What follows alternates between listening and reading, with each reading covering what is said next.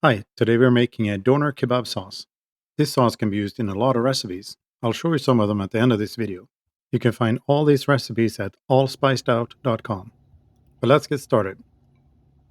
First you add yogurt and labneh into a mixing bowl. And then you whisk until you have a smooth texture. And then you add a sweet chili sauce, hot sauce, green Tabasco, and garlic. And then you whisk the ingredients again. After that, you add all the dry spices.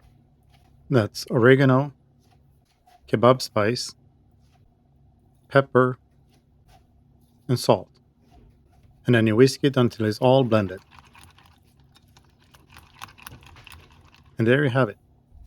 This sauce goes really well with doner kebab roll, doner kebab plate, doner kebab salad, doner kebab quesadillas, and crustless kebab quiche.